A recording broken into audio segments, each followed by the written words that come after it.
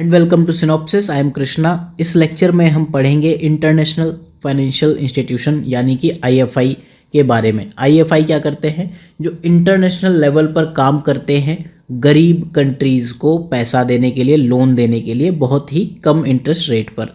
या तो बहुत ही कम इंटरेस्ट रेट होता है जैसे 0.01%, 0.05%, ठीक है, ये होता है लोन। या फिर दूसरी चीज़ होती है ग्रांट की, आपने 0% इंटरेस्ट पर दे दिया, ग्रांट ले जाओ हमसे, वापस भी मत करना। ठीक, तो ये लेक्चर पार्ट है इन दो सीरीज़ का, PT 360 इंटरनेशनल रिलेशन, जिसमें हम पढ़ रहे हैं 5 ईयर्स के करंट अफेयर्स। तो पहले मैं आपको एक बार रिमाइंड करा दूं कि ये कौन से हैं। आप अगर इन बैंक्स को ऑब्जर्व करो तो ये हम इंटरनेशनल रिलेशन में पढ़ते हैं। Asian development bank AIIB, NDB, EBRD, African Development bank, Islamic development bank, ये कहीं ना कहीं न्यूज़ में रहते हैं। एंड ब्रेटन वुड इंस्टीट्यूट्स जो हैं ये बेसिकली कोर इकोनॉमी का पार्ट है, लेकिन क्योंकि हमारा जो टॉपिक है इंटरनेशनल डेवलपमेंट बैंक या फिर मल्टीलेटरल डेवलपमेंट बैंक या इंस्टीट्यूशंस है, इस वजह से हम ब्रेटन वुड को भी कवर कर रहे हैं। ब्रेटन वुड में आता है IMF, world bank. World bank और वर्ल्ड बैंक ग्रुप में बहुत से लोगों को कन्फ्यूज़न होता है, तो ये नहीं होना चाहिए। वर्ल्ड बैंक ग्रुप एक बड़ी ऑर्गेनाइजेशन है and world bank is basically nothing but combination of IBRD and IDA, इन दो को मिलकर वर्ल्ड बैंक बनता है। वर्ल्ड बैंक ग्रुप में ये सब चीज़ें आती हैं, IBRD, IDA, IFC, ICSID and MIGA. तो इस लेक्चर में हम इन सब के बारे में पढ़ेंगे। तो लेक्चर स्टार्ट करने से पहले IFI, लगातार जब आपने ये चीज़ें पढ़ी होंगी तो आपको बड़े बड़े स्टडी मटेरियल दिए जाते हैं। तो पहले आपको ये पता होना चाहिए कि ये आपका टॉपिक प्री के लिए इम्पॉर्टेंट है क्या, if yes then what to read, then क्या मेंस के लिए इम्पॉर्टेंट है, if yes then what to read. तो दोनों के लिए इम्पॉर्टेंट है, प्री के लिए, मेंस के लिए, दोनों के लिए अबाउट पढ़ना है। इनके ऑब्जेक्टिव, मोटो, एम क्या हैं वो पढ़ने हैं। ऑब्जेक्टिव में अगर आप ऑब्जर्व करोगे तो एक्सेप्ट IMF सबका ऑब्जेक्टिव सेम है। हालांकि IMF के भी वो ऑब्जेक्टिव हैं, डेवलपमेंट में जो चीज़ें आप सोच सको वो सब हैं। IMF का एक एक्स्ट्रा ऑब्जेक्टिव है बैलेंस ऑफ पेमेंट या फिर ग्लोबल लेवल पर फाइनेंशियल स्टेबिलिटी बनाए रखना। इसके अलावा सबके आपको सिमिलर ऑब्जेक्टिव्स मिलेंगे, तो एग्जाम में जब आए तो ऑल ऑफ द एबव पर टिक कर देना।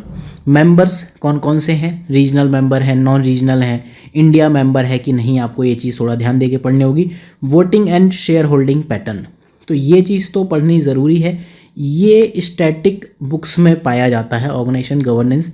अगर आपके पास टाइम बचे तो पढ़ सकते हो, इसमें कुछ कुछ एक दो पॉइंट मैं आपको इस लेक्चर में बता दूंगा, तो आप उनको पढ़ लेना। ये तो बेसिकली प्रीलिम्स की बात हुई। मेंस के लिए हमें ये सब पढ़ना ही है जितना प्री के लिए पढ़ना है। मेंस में इश्यूज पढ़ने हैं, voting and share holding pattern क्या है, इससे रिलेटेड इश्यूज़ क्या हैं, इनको लेकर रिफॉर्म्स क्या किए गए, डेवलपिंग कंट्रीज़ की आवाज़ को बढ़ाने के लिए क्या रिफॉर्म किए गए, ऑब्जेक्टिव्स को कैसे एक्सपेंड किया, और इनसे रिलेटेड जो डिस्प्यूट्स हैं, जैसे AIIB को कहा जाता है कि चाइनीज़ डेवलपमेंट बैंक है, तो वो क्या है, क्यों है। तो ये चीज़ें आपको पता होनी चाहिए, इससे ज़्यादा मत पढ़ो, अदरवाइज़ आपके पोथे बनते जाएंगे। ठीक है, तो IFI को अगर हम डिफाइन करने की कोशिश करें तो एक फाइनेंशियल इंस्टीट्यूशन है जो कि एक या एक से ज़्यादा कंट्री उन्होंने मिलकर इस्टेब्लिश किया है। अब एक से ज़्यादा countries, more than one country अगर इस्टेब्लिश करती हैं, अगर 2 कंट्रीज़ ने किया है तो उसे हम बाइलेटरल कहेंगे। अगर 2 से ज़्यादा कुछ कंट्रीज़ ने किया है तो उसे मल्टीलेटरल कहेंगे, या फिर अगर रीजनल लेवल पे किया है तो रीजनल कहेंगे। ठीक है, अगर ग्लोबल लेवल पे का है तो फिर हम उसको इंटरनेशनल या फिर ग्लोबल कहेंगे। तो इस वजह से ये बेसिकली तीन टाइप की चीज़ें देखेंगे। बायलेटरल हम यहाँ नहीं पढ़ेंगे, रीजनल और इंटरनेशनल या फिर ग्लोबल, जिनमें कि हम ब्रेटन वुड के बारे में पढ़ रहे हैं, उनको पढ़ेंगे। तो इस वजह से इंटरनेशनल लॉ भी लगेगा। अब इसमें जो ज़्यादा इंपॉर्टेंट चीज़ है वो ये है कि जो इन बैंक्स के, इन इंस्टीट्यूट्स के जो ओनर्स होते हैं, शेयर होल्डर होते हैं, वो नेशनल गवर्नमेंट्स होती हैं, सरकारें होती हैं, बट नॉट ऑलवेज। ठीक है, ऑलवेज नहीं होती हैं, जनरली होती हैं। ज़्यादातर केस में ये होती हैं, प्राइवेट लोग भी इनके मेंबर, ओनर्स या शेयर होल्डर हो सकते हैं। तो ये इस लेक्चर के बारे में बात थी। अब हम स्टार्ट करते हैं मल्टीलेटरल डेवलपमेंट बैंक से। ठीक है, multilateral development bank international financial institution का नाम ही है, उसी का दूसरा नाम है। एक ऐसा IFI जो कि 2 या 2 से ज़्यादा कंट्रीज़ ने किया हो economic development in poorer countries. ठीक है, तो आप IFI और MDB को एक चीज़ भी समझो, देन उसमें कोई इशू नहीं होगा। ठीक है, और मल्टीलेटरल डेवलपमेंट बैंक में आपको एक चीज़ दिखेगी कि डेवलप्ड कंट्रीज़ के मेंबर भी हैं, डेवलपिंग कंट्रीज़ के मेंबर के अलावा। मतलब गरीब लोगों को लोन देना है, हमने क्या बात की थी लेक्चर के स्टार्टिंग में, लोन देना है एंड ग्रांट देना है। तो ग्रांट तो मतलब 0% हो गया, फ्री में दे रहे हो जो कभी आप वापस भी नहीं लोगे। लोन हमने कहा बहुत ही सस्ता 0.01% पर, वो भी लॉन्ग टर्म लोन होते हैं, तो काइंड ऑफ ग्रांट सा ही होता है कि ठीक है धीरे धीरे धीरे धीरे पे कर देना। तो डेवलप्ड कंट्रीज़ होते हैं और डेवलपिंग कंट्री ठीक है। तो एक जो थ्योरी है वाइट मैन्स बर्डन, ठीक है, तो वाइट मैन्स बर्डन ये कहती है कि जो भी वेस्टर्न कंट्रीज़ के लोग हैं, जो गोरे लोग हैं, उनके ऊपर नॉन वेस्टर्न कंट्रीज़ को डेवलप करने का एक बर्डन है, बोझ है। तो उसकी वजह से ये मल्टीलेटरल डेवलपमेंट बैंक बनाया गया है। जब ये यूरो एथनोसेंट्रिक या यूरोसेंट्रिक पॉइंट ऑफ व्यू जब हम पढ़ते हैं मेंस में, तब वहाँ इस चीज़ की बात करते हैं कि ये जो मल्टीलेटरल डेवलपमेंट बैंक हैं ये कहीं ना कहीं आपके वेस्टर्नाइजेशन थॉट के ऊपर डिपेंड करते हैं। तो ठीक है, मेजर एमडीबी की बात करें, इसमें हम बस देखना, कुछ चीज़ें देखना चाहेंगे। टोटल एसेट हम रटेंगे नहीं बैठ के कि कोई आपको रटा रहा हो बिठा के, नो, नॉट लाइक दैट। सबसे पहले आप एक चीज़ देखोगे जो हमने बात की थी, IBRD एंड IDA, ये दो मिला के बनाते हैं वर्ल्ड बैंक।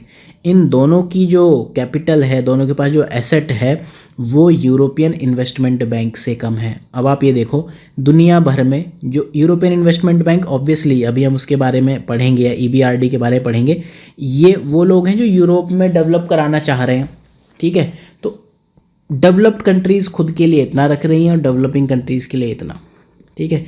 ADB यहाँ आता है, बाकी कुछ और भी आते हैं, ठीक। एशियन इंफ्रास्ट्रक्चर इन्वेस्टमेंट बैंक, जिसे कि चाइनीज़ बैंक भी कहा जाता है, और उसको लेकर काफ़ी ज़्यादा बवाल मचाते हैं द हिंदू और इंडियन एक्सप्रेस, दोनों ही न्यूज़पेपर वाले। तो उस बवाल मचाने से पहले थोड़े से ये डेटा देखने चाहिए कि इनके पास 19.6 है, इनके पास कितना है, ठीक है। तो एक कंपेरेबल रेट या फिर कंपेरेबल अमाउंट हो तब आप उनको कंपेयर करो। हालांकि विद टाइम लोग ग्रो करते हैं और 19 से 33 भी आएंगे, यहाँ भी आएंगे, राइट। फिर Islamic development bank, world bank के बाद जो आप यूँ कहोगे मेंबरशिप के टर्म में ग्लोबल है, वो इस्लामिक डेवलपमेंट बैंक है, इस्लामिक फाइनेंस पर टारगेट करता है। देन न्यू डेवलपमेंट बैंक, तो इसमें से हम इंपॉर्टेंट बैंक्स पढ़ते हैं। रीजनल डेवलपमेंट बैंक, जो रीजन्स होते हैं, what is a region, geography में अगर हम रीजन्स की बात करें तो जैसे आसियान हो गया, सार्क हो गया, एक स्पेसिफिक ग्रुप ऑफ कंट्रीज़, ठीक है, तो that is regional development bank. इनके फंक्शंस हैं वर्ल्ड बैंक ग्रुप के सिमिलर हैं, जैसे कि मैंने लेक्चर के स्टार्टिंग में बताया था, एक्सेप्ट IMF, बाकी सबके फंक्शन सेम है। हालांकि IMF के भी फंक्शन सेम है, बस आपको उन बैंक का स्कोप देखना है, ठीक है। रीजनल डेवलपमेंट बैंक, सपोज आपके पास एशियन डेवलपमेंट बैंक है, तो इसका नाम एशियन डेवलपमेंट बैंक इसलिए है क्योंकि ये एशिया और आसपास के एरियाज़ में डेवलप कराता है, इसलिए नहीं है कि इसके मेंबर्स एशिया से होंगे, ठीक है। ये चीज़ आपको ध्यान रखनी है। तो रीजनल डेवलपमेंट बैंक ये हैं, और इन सब का मोटो वर्ल्ड बैंक ग्रुप की तरह ही, और वर्ल्ड बैंक ग्रुप सब कुछ करता है, हेल्थ से लेके, एजुकेशन से लेके, HIV एड्स से लेके, ट्रांसपोर्ट से लेके, प्राइवेट इन्वेस्टमेंट से लेके, एवरीथिंग, ठीक है। तो इनके फंक्शन सेम है, voting pattern, share holding pattern लगभग सेम है, बट इनका जो फोकस है स्पेसिफिक रीजन पर होता है। शेयर होल्डर्स होते हैं यूजुअली रीजनल कंट्रीज से होते हैं, प्लस मेजर डोनर कंट्रीज़ होते हैं। डोनर कंट्रीज़ की जैसे हमने बात की वहाँ से भी होते हैं। पहला हम अगर बैंक देखें, एशियन डेवलपमेंट बैंक, जो ऐसा बैंक जो कि एशिया में डेवलपमेंट कराएगा, ठीक है। ब्रेटन वुड वाले इंस्टीट्यूट्स हम बाद में पढ़ेंगे, पहले ये पढ़ेंगे क्योंकि इनसे ज़्यादातर एग्जाम में क्वेश्चंस आते हैं। एशियन डेवलपमेंट बैंक से 2016 में आई थिंक क्वेश्चन आया था, AIIB से 2019 में क्वेश्चन आया है, ठीक है। रीजनल डेवलपमेंट बैंक है जिसका काम है एशिया में सोशल एंड इकोनॉमिक डेवलपमेंट कराना। मनीला फिलीपींस में इसका हेडक्वार्टर है। साथ ही एक चीज़ अगर आप देखो तो ये यूनाइटेड नेशन UN का ऑफिशियल ऑब्जर्वर है। एशिया प्लस पैसिफिक रीजन में ये डेवलपमेंट कराता है। मेंबर्स अगर आप देखना चाहो तो मेंबर्स, जब भी आप इंटरनेशनल ऑर्गेनाइजेशन या ग्रुपिंग के याद करते हो तो उसको एक मैप से याद करने की कोशिश करो। एटलीस्ट मैं ये कभी नहीं कहूँगा कि आपको पूरे मेंबर्स याद रह पाएंगे, लेकिन एक आइडिया लगेगा कि देखो यूरोप की इतनी कंट्रीज़ हैं, ये नॉर्थ अमेरिका का ये वाला पार्ट है, सेंट्रल अमेरिका नहीं है, बस नॉर्थ अमेरिका में यूएसए कनाडा दोनों हैं, ठीक है। एशिया लगभग पूरा है, रशिया नहीं है, ठीक है, ऑस्ट्रेलिया है, आसियान की कंट्रीज़ हैं लगभग सारी। तो ये आपको इस तरह से आइडिया लगता है, ठीक। टोटल 68 मेंबर्स हैं, 9 members Asia and Pacific region से हैं, 19 अदर रीजन से हैं। बैंक में ये लोग मेंबर बन सकते हैं जो या तो नॉन रीजनल डेवलप्ड कंट्रीज़ हों, आप इस रीजन में नहीं हो, एशिया के रीजन में नहीं हो, लेकिन डेवलप्ड हो तो आपका स्वागत है, आओ और हमारे ऊपर पैसा खर्च करो, हम बिल्कुल खुशी खुशी ले लेंगे। और दूसरे वो लोग जो UNESCAP यानी कि United Nations economic and social commission for Asia and Pacific, UN ने एक स्पेशली बॉडी बनाई है, एक स्पेशली कमीशन बनाया है एशिया और पैसिफिक के लिए, जो कि इकोनॉमिक और सोशल डेवलपमेंट पर काम करेगा। तो जो इनके मेंबर हैं वो भी इसके मेंबर्स बन सकते हैं, और बाकी जो नॉन रीजनल डेवलप्ड कंट्रीज़ हैं वो भी यहाँ के मेंबर बन सकते हैं। तो आप देखोगे इन जनरल सब लोग ही मेंबर बन चुके हैं, रशिया ने अभी तक कोशिश नहीं की। वोटिंग और शेयर होल्डिंग की बात करें, सबसे ज़्यादा जो इश्यूज़ होते हैं जो आपको याद होनी चाहिए चीज़ें, वोटिंग शेयर होल्डिंग। अब मेंबर्स में मैं आपको एक चीज़ बताऊंगा कि मेंबर आप सारे रटने मत बैठो, मेंबर्स आप वो रटो जिनके लार्जेस्ट वोट्स हैं और लार्जेस्ट शेयर होल्डिंग है। तो ऐसे एटलीस्ट 7-7, 8-8 मेंबर्स तो याद करो, ठीक है। इसका वेटेड वोटिंग सिस्टम है जैसा कि वर्ल्ड बैंक का है। वर्ल्ड बैंक में क्या होता है, जिसकी लाठी उसकी भैंस, मतलब जिसके पास जितना पैसा, जिसने जितना पैसा डाल दिया उसके उतने ज़्यादा वोट, ठीक है। तो वोटिंग शेयर होल्डिंग पैटर्न वही है। इस लेक्चर में हम आगे देखेंगे कि वोटिंग रिफॉर्म्स को लेकर क्या इश्यूज हुए हैं। ये लेक्चर इनफैक्ट प्री में मैं आपको पढ़ा रहा हूँ, लेकिन मेंस के लिए भी उतना ही इंपॉर्टेंट है। ये लेक्चर देखने के बाद आपको मेंस के लिए ये सब टॉपिक दोबारा से पढ़ने की नीड होगी नहीं, ठीक है। तो वैसे ही वेटेड वोटिंग सिस्टम है, आपने जितना पैसा डाल दिया उसी के शेयर, उसी के रेशियो में आपको वोटिंग और शेयर होल्डिंग मिलेगी। लार्जेस्ट शेयर होल्डर की अगर हम बात करें तो जापान एंड USA 15.571, दोनों को अगर हम ऐड कर दें तो दोनों ही मिला के 31% है। चाइना 6.429, इंडिया चाइना से थोड़ा ही पीछे है, ठीक है। तो लार्जेस्ट शेयर होल्डर्स आप इसके याद कर सकते हो, इनफैक्ट याद करने चाहिए 4-5 तो बिल्कुल, ठीक है। ऑर्गेनाइजेशन जैसे कि मैंने बताया, अब आपके पास अगर फालतू टाइम बचा है तो इस पॉइंट को आप पढ़ोगे। बोर्ड ऑफ गवर्नर होते हैं, हाईएस्ट पॉलिसी मेकिंग बॉडी होती है कहीं भी किसी भी जगह। जो बोर्ड ऑफ गवर्नर या बोर्ड ऑफ डायरेक्टर्स होते हैं वही हाईएस्ट पॉलिसी मेकिंग बॉडी होती है। हर जगह से एक रिप्रेजेंटेटिव होता है, ये दो तो ठीक है, जो आप ये पॉइंट याद कर सकते हो। इनके जो प्रेसिडेंट हैं उनकी टर्म होती है 5 साल की और री इलेक्ट होते हैं। अब जो ये री इलेक्ट वाला प्रोविज़न है इसको जापान ने मिसयूज़ किया है या यूटिलाइज़ किया है, पॉजिटिव नेगेटिव आप जैसे सोचना चाहो सोच सकते हो। क्यों? क्योंकि Japan one of the largest share holder है बैंक का, तो प्रेसिडेंट हमेशा जापानीज़ रहा है, ठीक। ऑब्जेक्टिव्स की अगर हम बात करें तो पॉवर्टी घटानी है एशिया और पैसिफिक में।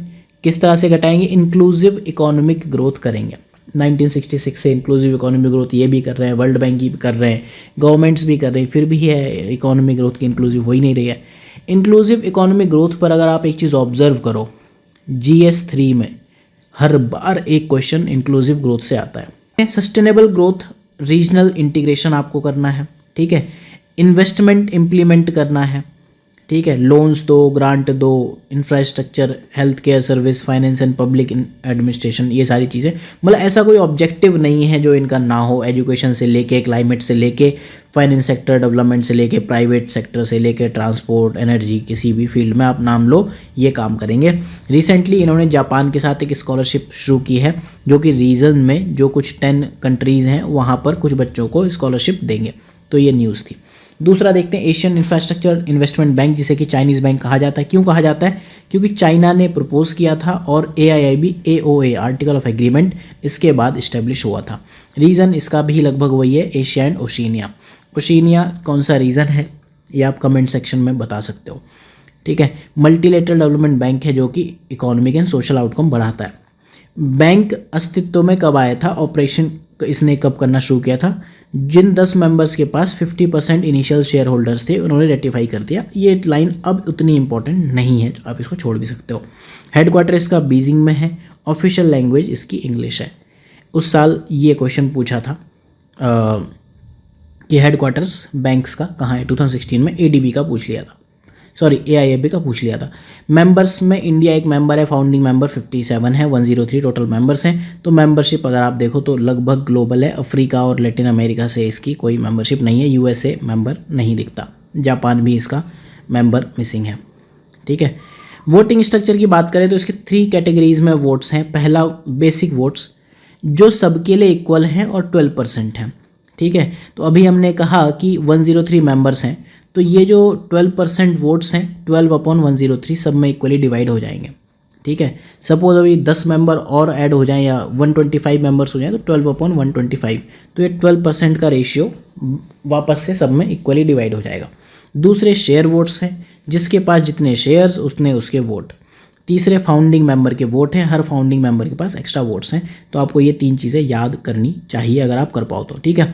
इस तरह से अगर आप देखो तो चाइना के पास 26.5% शेयर्स हैं, इंडिया के पास 7.6 हैं, रशिया है। Then non regional share holders में जर्मनी है काफ़ी आगे, फ्रांस और UK भी है, ठीक। ऑथोराइज्ड कैपिटल स्टॉक जो है बैंक का $100 बिलियन है, राइट। तो ये शेयर होल्डिंग पैटर्न था इसका। इसके बाद हम NDB न्यू डेवलपमेंट बैंक या फिर इसे ब्रिक्स डेवलपमेंट बैंक भी कहते हैं। इसको ब्रिक्स के 5 कंट्रीज़ ने मिलकर बनाया था। अगर आपको ब्रिक्स कंट्रीज़ पता है तो कमेंट सेक्शन में आप बिल्कुल बता सकते हो, बहुत ईजी चीज़ है, ठीक है। इंडिया ने इसको प्रपोज किया था। इंडिया ने कोशिश की थी कि हम एक अच्छा सा बैंक बना पाएँ, लेकिन इंडिया में और चाइना में डिफरेंस क्या है कि चाइना अपने पास सारे शेयर्स ले गया, इंडिया को 7.6 दिए, और न्यू डेवलपमेंट बैंक में अभी हम देखेंगे 20% शेयर ईच के पास सब है। इंडिया ने प्रपोज किया था तब 2012 में ब्रिक्स समिट हुई थी, चौथी ब्रिक्स समिट जो कि दिल्ली में हुई थी। मेंबरशिप की बात करें तो 5 ब्रिक्स नेशंस प्लस जितने भी UN मेंबर्स हैं वो मेंबर तो NDB के बन ही सकते हैं। हेडक्वार्टर इसका है शंघाई में, रीजनल ऑफिस है Johannesburg, south Africa, Sao Paulo यानी कि Brazil and Moscow. Official language इसकी भी इंग्लिश है। वोटिंग एंड शेयर होल्डिंग जैसे मैंने आपको बताया 20% वोट्स हर बंदे के हैं और 20% ही हर बंदे के शेयर हैं। तो किसी के पास वीटो फीटो नहीं है। अगर आपको कोई चीज़ यहाँ पर पास करानी है तो 3 आउट ऑफ 5 मेंबर्स यानी कि आपको 60% वोट चाहिए, 60% मेजोरिटी से यहाँ पर आप कुछ काम करा सकते हो। तो equal share of 5 members and equal vote share भी हैं। ऑब्जेक्टिव्स अगेन इसके भी सेम है, पब्लिक और प्राइवेट प्रोजेक्ट में इन्वेस्ट करना, सपोर्ट करना, लोन के थ्रू, गारंटी, इक्विटी और जो भी फाइनेंशियल इंस्ट्रूमेंट हो सकें, इंटरनेशनल ऑर्गेनाइजेशन से कोऑपरेट करना, टेक्निकल असिस्टेंस प्रोवाइड करना, इंफ्रास्ट्रक्चर और सस्टेनेबल डेवलपमेंट प्रोजेक्ट्स में काम करना और ग्लोबल पार्टनरशिप नेटवर्क वगैरह वगैरह ये सब चीज़ें करना। स्ट्रक्चर ऑफ बैंक अगेन अगर आपका टाइम हो तो आप पढ़ सकते हो, बोर्ड ऑफ गवर्नर ये सब तो होते ही हैं। इसमें एक ख़ास बात है कि जो प्रेसिडेंट है, एक प्रेसिडेंट होता है और 4 वाइस प्रेसिडेंट होते हैं, ठीक है। तो सभी फाउंडिंग मेंबर से आते हो। इसमें एक जो चीज़ आप याद कर सकते हो कि KV कामत जो इंडिया से हैं वो पहले इलेक्टेड प्रेसिडेंट थे NDB के। अगला जो बैंक है जो अक्सर न्यूज़ में रहता है that is EBRD, European bank for reconstruction and development bank. जब कोल्ड वॉर ख़त्म हो गया, ठीक है, उसके बाद गिरा दी गई बर्लिन वॉल, ठीक है। ईस्ट और वेस्ट जर्मनी हो गए एक, और यूरोप में उन्होंने कहा कि हम रिकन्स्ट्रक्शन और डेवलपमेंट करेंगे यूरोप का, ठीक है। कोल्ड वॉर के बाद जो वहाँ की इकोनॉमीज़ थी बुरी तरह से डिप्लीट हो चुकी थी, तो ये बैंक बनाया गया 1991 में। ये क्या करते हैं, इन्वेस्टमेंट को यूज़ करते हैं as a tool to build market economy. अब इन्वेस्टमेंट क्या है, इन्वेस्टमेंट इतना इंपॉर्टेंट चीज़ है। सेविंग्स एंड इन्वेस्टमेंट ये 2 चीज़ें हैं जिन पर इकोनॉमिक सर्वे लगातार फोकस कर रहा है। UPSC ने पिछले 3 साल में 2 बार मेंस में इन्वेस्टमेंट और सेविंग से क्वेश्चन पूछा है, ठीक है। प्राइवेट एंड एंटरप्रेन्योरशिप ये प्रमोट करते हैं। तो दिस इज़ अबाउट EBRD। और इसमें एक ख़ास बात है कि पब्लिक सेक्टर शेयर होल्डिंग है, फिर भी ये प्राइवेट एंटरप्राइजेज में इन्वेस्ट किया करते हैं। हेडक्वार्टर इसका लंदन में है। एलिजिबिलिटी क्या है, जैसे कि मैंने आपको बताया यूरोप में कोल्ड वॉर के बाद जब वो बर्बाद हो रहे थे तो यूरोप के रिकन्स्ट्रक्शन के लिए था। तो ऑब्वियसली इनका जो मैंडेट है, इनका जो प्रोजेक्ट है वो EBRD कंट्रीज़ में होना चाहिए और उसके काफ़ी स्ट्रॉन्ग कमर्शियल प्रोस्पेक्ट्स होने चाहिए और लोकल इकोनॉमी के लिए बेनिफिशियल होने चाहिए। मतलब बेसिकली जैसे मैंने बताया था स्टार्टिंग में कि रीजनल डेवलपमेंट बैंक उस रीजन के लिए ही होते हैं। EBRD में एक ख़ास बात है, क्या ख़ास बात है कि एक्सप्लिसिट इन्वायरमेंट मैंडेट देता है ये बैंक अपने चार्टर में 1995 से अपने आप, ठीक है। पहला ऐसा मल्टीलेटरल बैंक है। ये थर्मल कोल माइनिंग या फिर कोल फायर्ड इलेक्ट्रिसिटी इन चीज़ों को फाइनेंस नहीं करता। साथ में green economy transition, GET approach, जो ये कहती है कि आप किस तरह से जो ब्राउन इकोनॉमी है उससे आप ग्रीन इकोनॉमी पर ट्रांजिशन करोगे। ग्रीन इकोनॉमी मतलब लेस पॉल्यूशन। और पेरिस क्लाइमेट गोल्स को भी सपोर्ट करता है। तो आपको याद क्या रखना है, ये सब तो ठीक है, याद रखना है आपको एक्सप्लिसिट एनवायरनमेंट मैंडेट इसका EBRD का है। मेंबर्स आप देखोगे कि EU मेंबर्स इसको ओन करते हैं, इंडिया शेयर होल्डर है, ठीक है, सबसे बड़ा शेयर होल्डर USA है। ये मेंबर्स हैं अगर आप देखना चाहो तो। गवर्नेंस की बात करें तो ये 2 पॉइंट तो जनरल अगेन, और जो भी है ओवरऑल स्ट्रेटेजिक डायरेक्शन के लिए जो आपका बोर्ड ऑफ डायरेक्टर है वो रिस्पॉन्सिबल होता है। इसके बाद आते हैं अफ्रीकन डेवलपमेंट बैंक पर, तो ये फाइनेंस देता है अफ्रीकन सरकारों को, गवर्नमेंट्स को एंड प्राइवेट कंपनीज़ को भी, ठीक है, जो कि रीजनल मेंबर कंट्रीज़ में इन्वेस्ट करते हैं, ठीक। तो 3 एंटिटीज़ हैं इसमें, अफ्रीकन डेवलपमेंट बैंक, दूसरा है African development fund and Nigerian trust fund, ठीक। अफ्रीकन डेवलपमेंट फंड के पास वो जाते हैं जिन्हें ये AFDB खुद से लोन नहीं दे पाता या फिर थोड़ा सा परेशान करता है, ठीक। हेडक्वार्टर इसका कोट डी आइवर में है, अबिजान इसका कंट्री का नाम है। एम क्या है, to fight poverty, living condition improve करना अफ्रीका में, and public and private capital investment दोनों चीज़ें लाना। मेंबर्स में अगर आप देखो, इंडिया एक नॉन रीजनल मेंबर बन गया था 1983 में, 53 regional and 24 non regional members हैं। तो मेंबर्स आप ये देख सकते हो। ये कौन सी कंट्री है, अगर आप कमेंट सेक्शन में बता सको तो आप ज़रूर बताना। एंड ये वाली कौन सी कंट्री है, ये जो इधर है, दिस इज़ वेरी इंपॉर्टेंट, यहाँ से आई थी अरब स्प्रिंग, ठीक। तो ये 2 कंट्रीज़ आप कमेंट सेक्शन में बता सकते हो। अफ्रीकन डेवलपमेंट फंड, जैसे कि हमने 2 बात की इसमें कि 3 एंटिटीज़ हैं, पहला AFDB, then fund, then Nigerian trust fund. तो नाइजीरियन ट्रस्ट फंड तो अभी हम देखते हैं।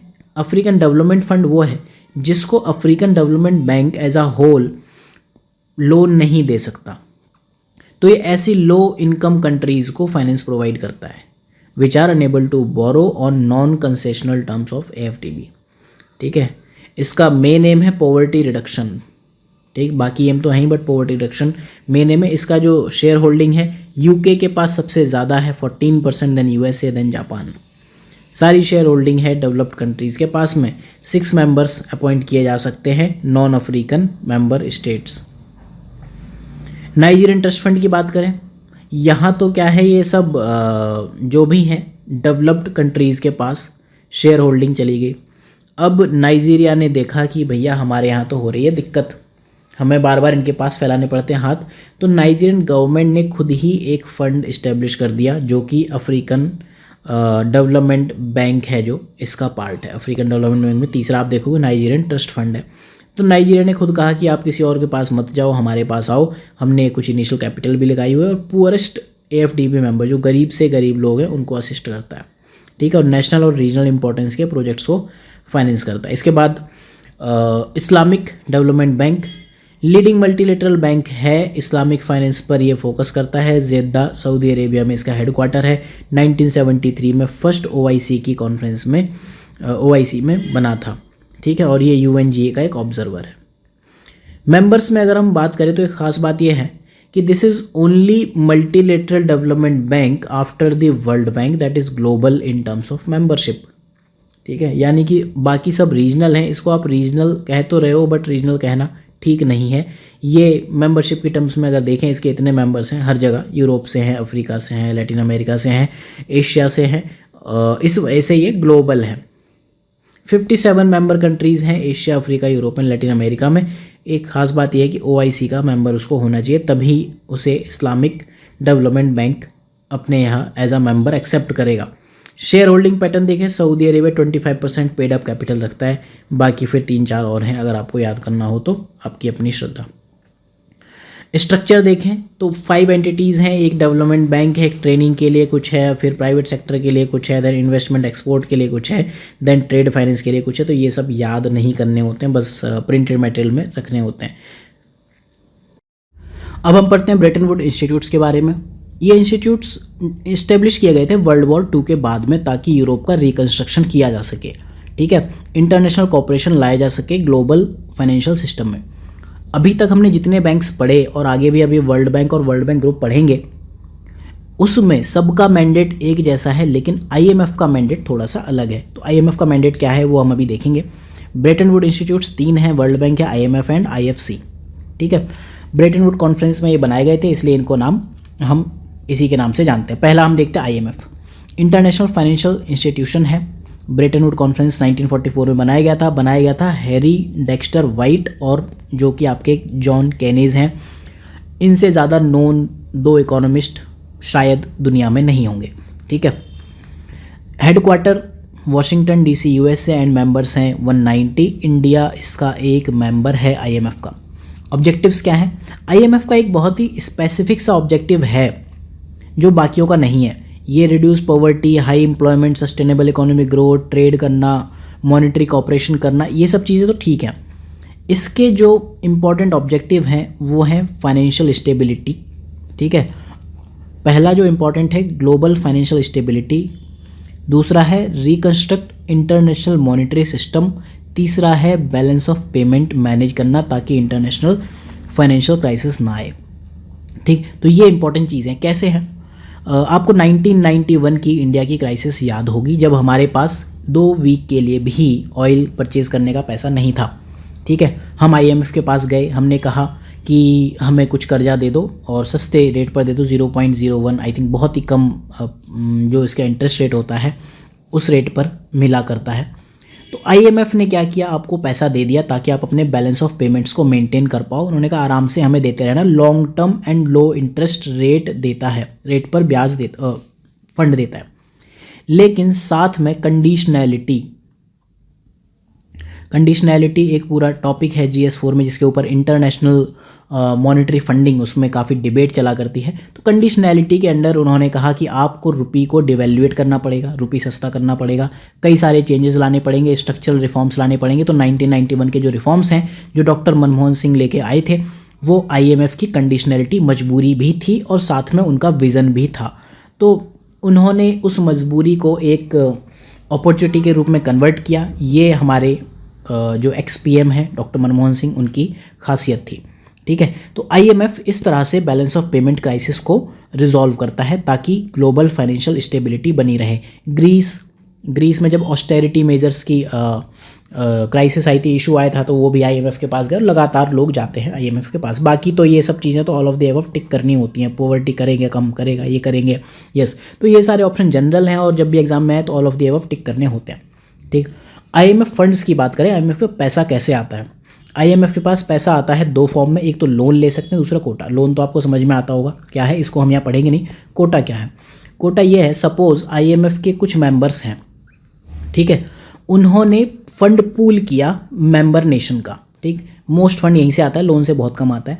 तो किसी बंदे ने सपोज इतना फंड डाल दिया, उसका कोटा इतना हो गया, किसी ने इतना फंड डाल दिया, उसका कोटा इतना हो गया, किसी ने कोटा इतना सही डाल पाया तो उसका इतना हुआ, बाकी जिसने जो डाला उस हिसाब से होता है। तो साइज ऑफ मेंबर कोटा कितना अलॉट किया जाता है, ऐसे नहीं कि कोई बंदा पूरा ही कहे कि आज से मेरा इतना कोटा है, मैं सारा पैसा मैं ही भर दूंगा, बाकी दुनिया एक तरफ मैं एक तरफ। तो उसके लिए कंडीशन है कि उसकी जो इकोनॉमिक एंड फाइनेंशियल इंपॉर्टेंस है दुनिया में वो क्या है, आप वो आईएमएफ के पास जाओ, प्रूव करो, उसके हिसाब से आपका कोटा रिवाइज होगा। कोटा रिफॉर्म्स को लेकर और वॉइस रिफॉर्म्स को लेकर वर्ल्ड बैंक, UNSC और आईएमएफ तीनों जगह काफ़ी ज़्यादा डिबेट चली हैं पिछले 4-5 साल में। ठीक है, 2016 में रिवाइज हुआ है, कहीं 2010 में हुआ, आईएमएफ में 2010 में हुआ था। कोटा इंक्रीज़ किए जाते हैं periodically in form of special drawing rights. अब जब मैं आपको PT 360 पढ़ा रहा हूँ, एटलीस्ट आप मुझसे ये मत एक्सपेक्ट करो कि मैं आपको SDR की डेफिनेशन बताऊं। हालांकि SDR इकोनॉमी का एक स्टैटिक टॉपिक है और इससे UPSC प्रीलिम्स में 2-3 बार क्वेश्चंस पूछ चुका है। अगर आपको नहीं आता तो मैंने आगे डेफिनेशन दे दी है, पढ़ लेना। अगर आपको आता है तो कमेंट सेक्शन में बता सकते हो इफ़ यू लाइक। अगर हम कोटा देखें, SDR के टर्म्स में देखें और कोटा शेयर, और कोटा के हिसाब से डिसाइड होते हैं वोट शेयर। USA का कोटा है 17%, वोट शेयर है इसका 16.52%। इंडिया इसमें यहाँ पर आता है 2.76 पर वोट शेयर है इंडिया का 2.64। चाइना 3rd नंबर पे आता है, जापान है। ठीक है, तो अगर आप ये याद करना चाहो तो ये टॉप कंट्रीज याद कर सकते हो। अब इशू क्या है, यहाँ आपको सब ठीक लग रहा होगा, ठीक है, USA इज़ फाइन, बाकी सब ठीक है, इंडिया के पास कम है।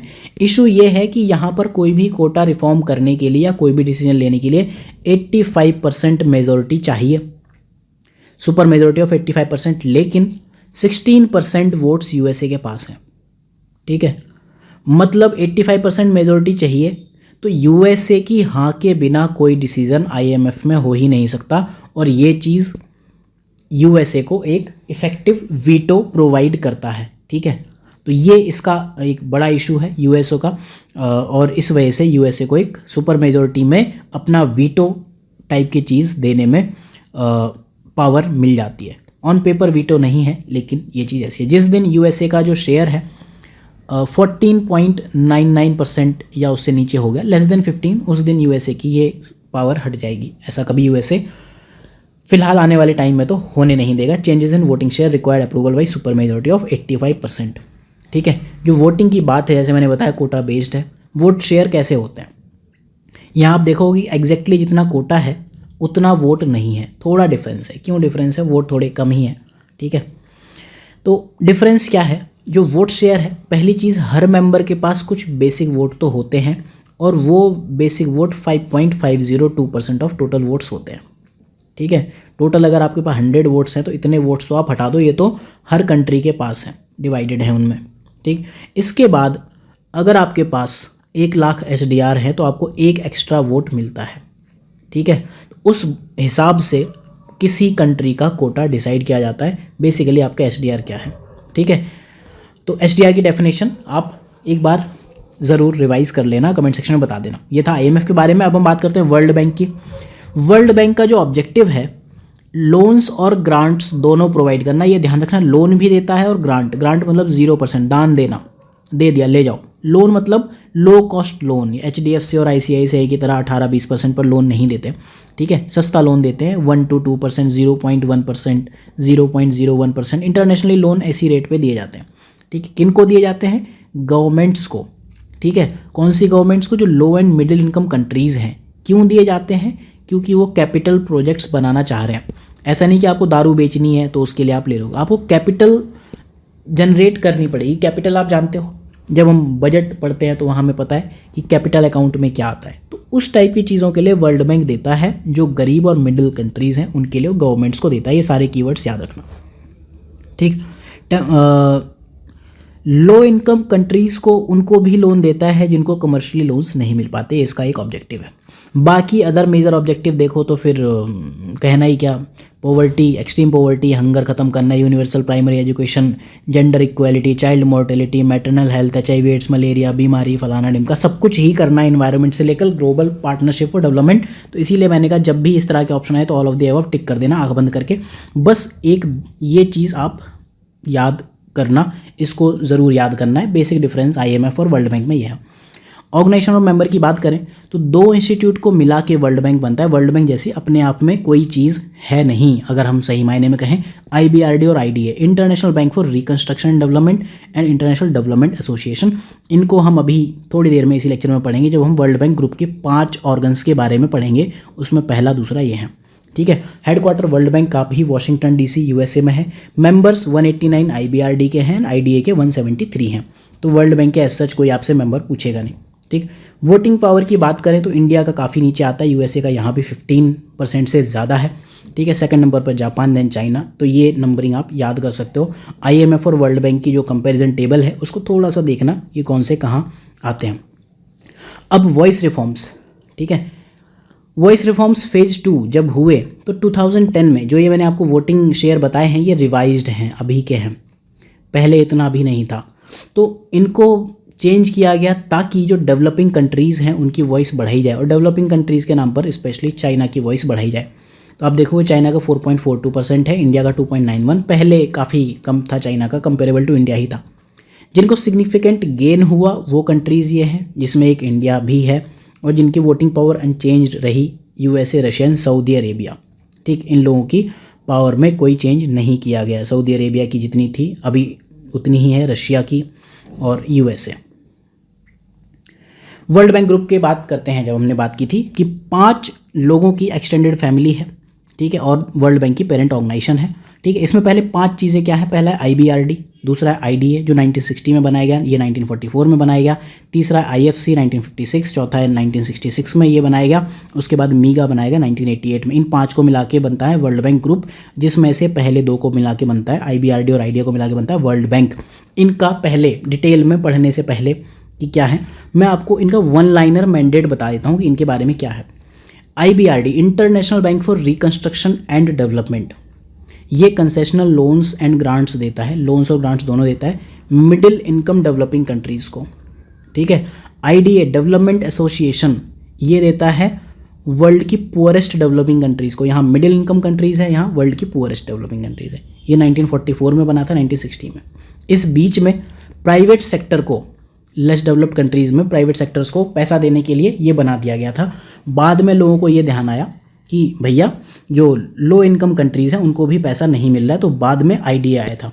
सबसे पहले मिडिल इनकम डेवलपिंग कंट्रीज़ को ध्यान दिया गया, उसके बाद प्राइवेट सेक्टर में बात की गई, उसके बाद फिर हमने पुअरेस्ट डेवलपिंग कंट्रीज़ की बात की, तो IDA बना। इसके बाद अगर आप देखो 1966 में बना।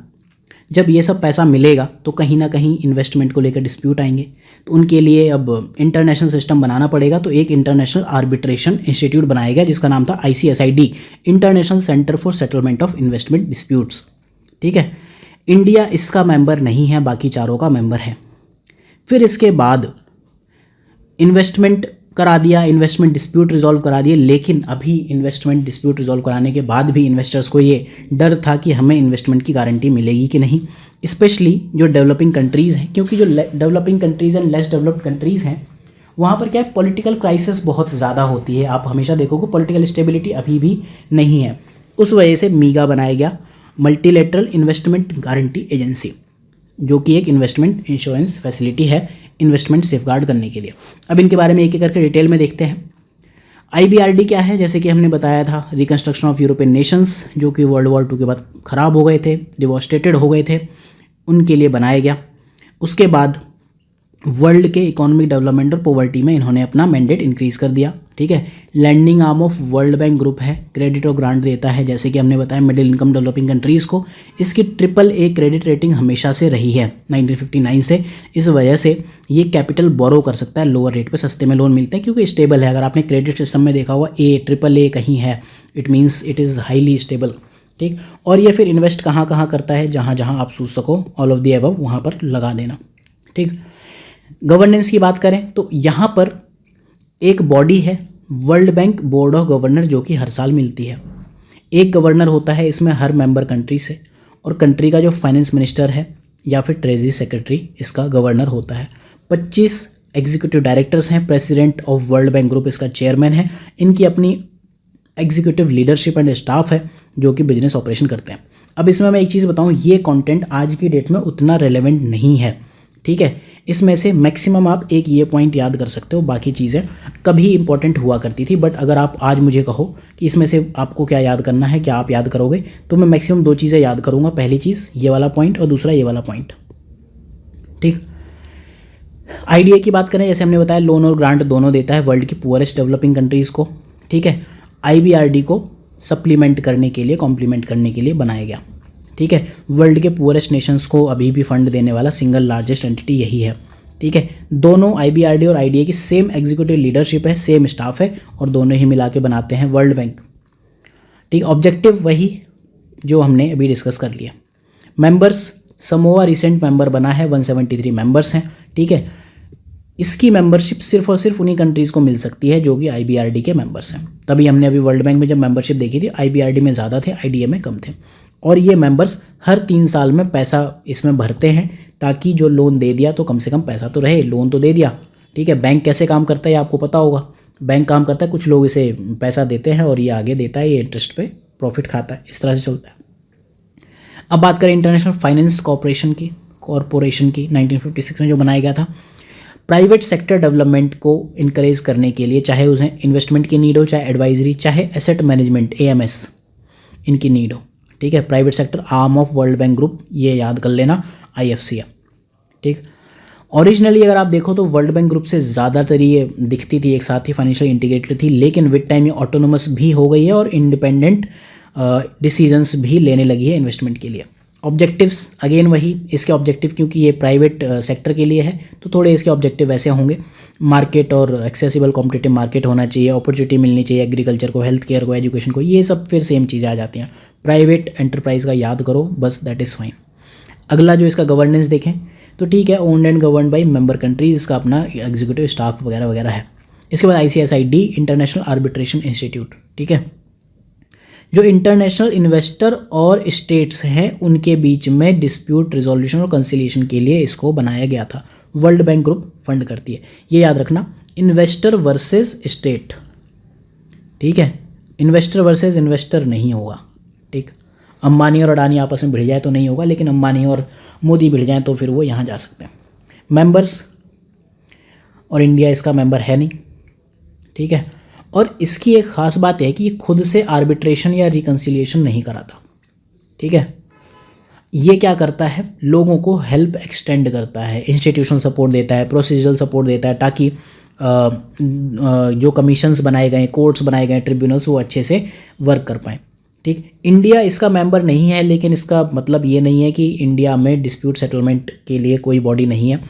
जो आर्बिट्रेशन एंड रिकॉन्सिलिएशन एक्ट है 2016 में, उसमें अमेंडमेंट हुआ, एग्जाम में, मेंस में पूछा, प्री में भी उसके पूछने के चांसेस है, तो वो आपको पता होना चाहिए। इसमें 2 सेट ऑफ रूल्स हैं, ठीक है। पहला सेट ऑफ रूल्स है जो ICSID कन्वेंशन के ऊपर है, दूसरा एडिशनल फैसिलिटी। तो जो इनका खुद का कन्वेंशन है वो बताएगा legal dispute for contracting member states, जो उसके मेंबर स्टेट हैं, मतलब 2 स्टेट्स जिनमें इश्यूज़ है वो दोनों में, ठीक है, लीगल नेचर का हो, ठीक है, और स्ट्रिक्टली इन्वेस्टमेंट से रिलेटेड हो, तभी आप ICSID कन्वेंशन में जा सकते हो। लेकिन अगर एक ऐसी पार्टी जो कि मेंबर स्टेट नहीं है वो इस पर दिक्कत कर दे, 2 पार्टी के बीच में डिस्प्यूट हुआ, ठीक है, लेकिन तीसरे बंदे ने जाके केस कर दिया, ठीक, तो फिर वो यहाँ पर ICSID में जा सकते हैं, बट एडिशनल फैसिलिटी रूल्स के अंडर, ठीक। लेकिन जो ज़्यादातर इश्यूज़ हैं वो ICSID कन्वेंशन में ही आते हैं। इसके बाद मीगा की बात करें, इन्वेस्टमेंट इंश्योरेंस फैसिलिटी है, डेवलपिंग कंट्रीज़ में कॉन्फिडेंट इन्वेस्टमेंट इनकरेज करने के लिए है, ताकि पॉलिटिकल रिस्क से आप बच पाओ और क्रेडिट इन्हांसमेंट गारंटी वो आपको मिल पाए, ठीक है। तो इस वजह से क्या होता है कि जो इन्वेस्टर्स हैं वो अपनी FDI प्रोटेक्ट कर सकते हैं पॉलिटिकल और नॉन कमर्शियल रिस्क में। जैसे कि मैंने बताया, पॉलिटिकल रिस्क डेवलपिंग कंट्रीज़ में काफ़ी ज़्यादा होते हैं। मीगा सिर्फ और सिर्फ वहाँ इंश्योरेंस प्रोवाइड करता है जहाँ लॉन्ग टर्म पीरियड के कॉन्ट्रैक्ट हो, ये नहीं कि 4 दिन का कॉन्ट्रैक्ट तो आप मीगा के पास चले गए, ठीक। 181 मेंबर्स हैं जिसमें एक कोसोवो भी मेंबर है। इसके बाद गवर्नेंस की बात करें तो इसमें आई डोंट थिंक कि आपको इतना ज़्यादा पढ़ना चाहिए। शेयर होल्डर्स इसके मेंबर गवर्नमेंट हैं और पेड इन कैपिटल भी वही देते हैं और right to vote in its matter है। बाकी इनका अपना खुद का स्टाफ वगैरह है, ठीक है। इनको पढ़ने के लिए आप मृणाल सर से 1 घंटे के लेक्चर में कवर कर सकते हो मीगा, हमें इतना डिटेल में पढ़ने की नीड नहीं है। So thank you for watching. ये लेक्चर जो है दोनों ही 2020 सीरीज़ एंड PT 360 दोनों का पार्ट है। PT में ये इंटरनेशनल रिलेशन या फिर इकोनॉमी में आप कवर कर सकते हो, एंड जो 2020 सीरीज़ है वहाँ पर ये जो लेक्चर है this is part of international relations में आप देखोगे इंटरनेशनल फाइनेंस, यहाँ पर हमें पढ़ना है, ठीक। सो मिलते हैं अगले लेक्चर में। कोई अगर आपकी कंप्लेन हो, इशू हो इस लेक्चर को लेकर, फीडबैक हो नेगेटिव पॉजिटिव, और जो मैंने यहाँ पर क्वेश्चन पूछे हैं अगर आप वो कमेंट सेक्शन में बताना चाहें तो बता सकते हैं। And be part of Synopsis IAS growth. अगर आपको लेक्चर्स अच्छे लगे तो आप सब्सक्राइब कर सकते हो एंड शेयर भी कर सकते हो। मिलते हैं अगले लेक्चर में, तब तक के लिए ध्यान रखिए, पढ़ते रहिए।